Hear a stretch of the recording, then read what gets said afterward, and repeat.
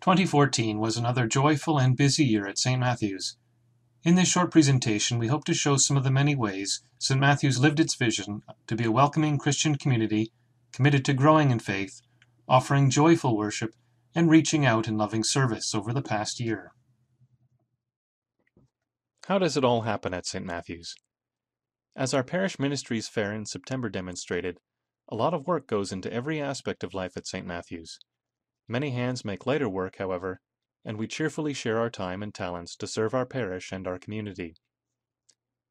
In May, St. Matthew's participated again in the Great Glebe Garage Sale, making a record-breaking total of $10,000.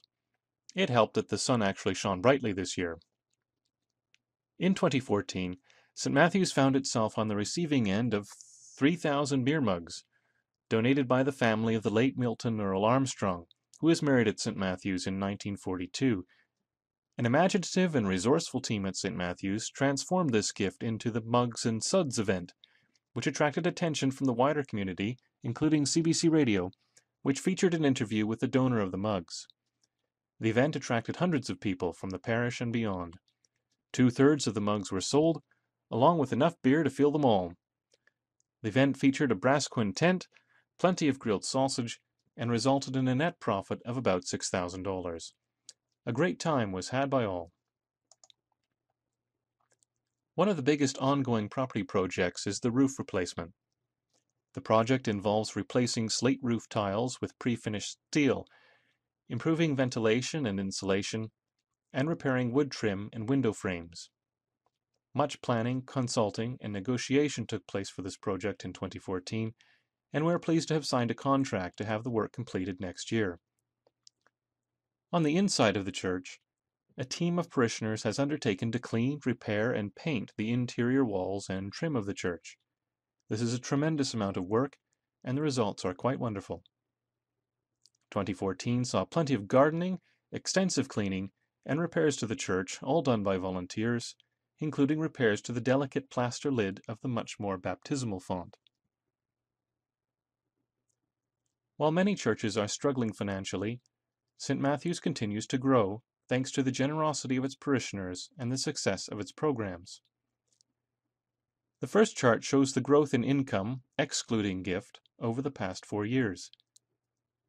Attendance over the past 10 years has been relatively flat, averaging 178 for all Sunday services, which comprise an 8 o'clock SED service in the chapel, a full choral Eucharist at 10, and bi-weekly evensong services at 4 p.m. While St. Matthew's income continues to grow, more significantly, its share of total diocesan income is growing at an even greater rate, reflecting the relative decline of other parishes in the diocese. Using the 2014 budget, but excluding gift expenditures, St. Matthew's devotes almost half of its expenditures to worship and music. The next biggest item is its contribution to the work of the diocese, which has grown from 18% of expenditures in 2011 to 22% in 2014. Parish programs of outreach, pastoral care, hospitality, and Christian education make up almost 1/3 of all parish expenditures. St. Matthew's aims to be a welcoming Christian community. To that end, we offer ongoing opportunities to meet each other and newcomers, and to grow together in friendship and faith. Activities range from the quiet, such as open doors on weekdays from 11:20 to 1:30, which allow passers-by to stop in, look at our church, and hopefully experience a moment of quiet peace in a busy day, to the boisterous fun of the Shrove Tuesday pancake supper or the year-end summer picnic. We're also excited about our regular seniors' lunches, which take place every second Wednesday and include a short worship service followed by a lively lunch. Coffee Hour is a weekly opportunity to greet each other and welcome newcomers, thanks to a dedicated team of brewers. In 2014, we were pleased to hire Ashley King to be our Coordinator of Hospitality Ministries. Ashley will assist us in our efforts to welcome newcomers and integrate them into parish life. The Christian Education Series kicked off in January with a memorable visit from Dr. Samuel Wells from St. Martin in the Fields in London, who challenged us to acknowledge scarcity, recognize the overabundance of God's kingdom, and realize the cost of discipleship. Lectures were followed by inspiring discussions, such as realizing that hidden pain is often accompanied by hidden gifts of healing. Also in January, we enjoyed another 3-part program as part of our ongoing Molding the Anglican Tradition series. 3 consecutive Tuesday evenings were set apart for a light supper followed by talks on the subject of how music has molded our tradition and identity. In October, Dr. Sam Wells returned and met with a number of groups for discussion. Once again, he inspired, instructed, and guided us into new ways of living our faith. On November 9, our service of remembrance was followed by commemorative presentations of 2 St. Matthew's parishioners who died in the World Wars. The presentations were researched and led by students from 2 local high schools. On November 15, St. Matthew's hosted a dialogue on fossil fuel divestment, led by a panel of specialists and sponsored by the Creation Matters Environmental Subcommittee of the Diocese. 4 presentations offered thought-provoking messages about our responsibility to protect the environment and some suggestions about how to do so. Also in November, Victoria Scott, our student intern from St. Paul University, led a 2-part series on the Gospel of Mark, combining reading with reflection on the unfolding of Mark's narrative. In January, St. Matthew's hired Andrea Proudfoot to be our new coordinator of children and youth ministries. Andrea has worked tirelessly throughout the year to bring meaningful programs to our children, and the number of children participating is impressively increasing. We continue to grow in faith. Some of our ongoing programs include the St. Matthew's Prayer Chain, which has been active for almost 15 years. There are 14 links in the chain, and each day, a member prays for petitions submitted by parishioners. Every Sunday, petitioners can bring their prayer requests to 2 members of the Healing Prayer Team, and they pray out loud together. Daily prayers are also an important part of our relationship with our partner parish, St. Thomas Moose Factory. We grow in faith together by talking and sharing ideas, and this continues with a series of conversations about the readings led by Bishop Barry Curtis each Sunday. We also chat after the services. An ongoing part of our growing life together is our Chapel Chat series, where we meet in the chapel every couple of months to hear a presentation on subjects related to our lives at St. Matthew's. St. Matthew's is a community that delights in recognizably Anglican worship, whether through the language of the 1962 prayer book and spoken services, or in services with music through the English choral tradition. Throughout the year, we endeavor to sing, hear, and enact the liturgy by drawing on this tremendous wealth. The joy, sorrow, awe, reverence, praise, meditation, simplicity, and majesty of the liturgy may be experienced in our worship.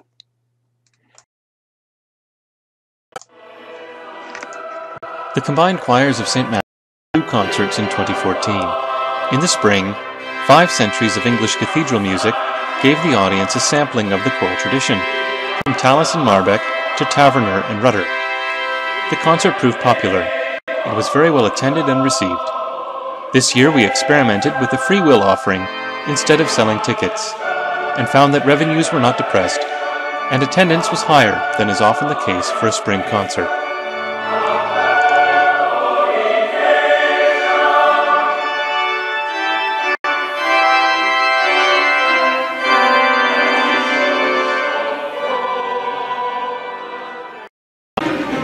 And in the fall, we again offered 2 candlelit performances of Handel's Messiah, a much-anticipated annual event.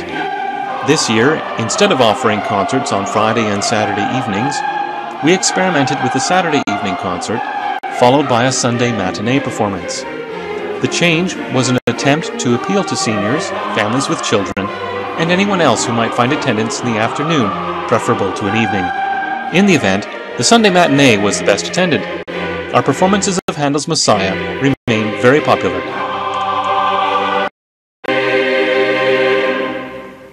While concerts and additional services add rehearsals to a chorister's schedule, the regular rehearsals are spent preparing for the weekly choral Eucharist and bi-weekly evensong, learning new settings for the Sanctus, Benedictus, Agnus Dei, Magnificat, Nunc Dimittis, the preces and responses, various anthems, psalms set to Anglican chant, and, of course, the many hymns. The rehearsals often run through meal times, and parents take turns providing snacks for the choristers during a short break. The choirs offer opportunities for the boys and girls to receive instruction separately, as well as opportunities to rehearse together. Rehearsals are frequent. Most days will see some part of the choirs rehearsing. Boys on Tuesday, girls then women on Wednesday, boys then men on Thursday, and of course, twice on Sunday for an hour before services. As the school year closes in late spring, choristers are awarded, recognized, and promoted up the grades of the Royal School of Church Music. 2014 saw a total of 6 boys and girls promoted to full chorister, 4 to junior chorister, 4 to intermediate chorister, 2 made senior chorister, 2 made deputy head chorister, and 1 promoted to head chorister. The parish is committed to reaching out in loving service through many activities, several of which are ongoing. St. Matthew's is responsible for 2 of the dinners that are served every Saturday during the winter at Southminster United Church. Typically, 60 to 70 guests enjoy a wholesome 3-course hot meal, and with careful planning, each dinner costs just over $4 per person. About 25 parishioners and friends are involved at each dinner. Our Cornerstone lunch program involves 3 teams taking monthly turns to prepare, cook, deliver, and serve a healthy lunch to the women at the Cornerstone Women's Shelter downtown. Monthly menus are creatively and lovingly planned, and many hands make light work for a lunch that is always well received. February is marmalade time. Groups meet for a blast of citrus-scented production, which results in hundreds of jars of our parish's famous marmalade for sale. Originally started more than 2 decades ago, the commitment to fellowship, community service, and hard work is renewed each year by volunteers whose efforts generate thousands of dollars annually for the local community. Every Advent, we participate in the Angels with Backpacks program for the Youth Services Bureau and in the Jesse Tree gift-giving program in support of Harmony House. We fill over 100 backpacks with essentials and treats for youth living on the streets of Ottawa. For the Jesse Tree, parishioners purchase Christmas gifts for the families at Harmony House and household items to equip their apartments. In March, our outreach committee hosted 2 sessions on seeking justice, starting with a light dinner and moving to discussions. Beginning with scriptural references, attendees set to pondering the meaning of justice and how it is linked to love and righteousness. The outreach committee also organized a shed-raising event for Centre 454. St. Matthew's purchased the construction materials for the garden shed and organized a collective effort of parishioners and Centre 454 staff together to erect the new structure in the garden. A short video was made of this event.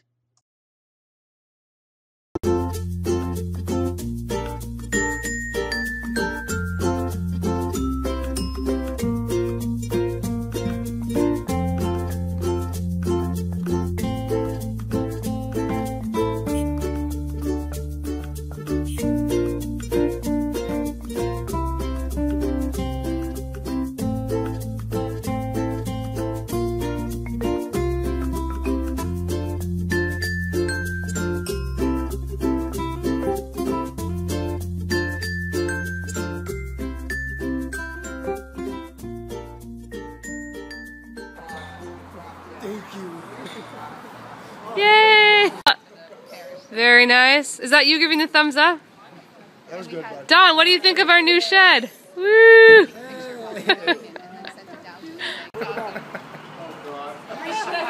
Nice shed. Tom, do you like the new shed? Oh yeah! He's been there for 2 days. Okay, now. McKinley, come on. Oh, give him time to take it closer. Ah! What do you have anything to say about the new shed? Why, I'm loving it.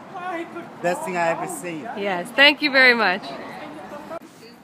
Thank you, St. Matthews!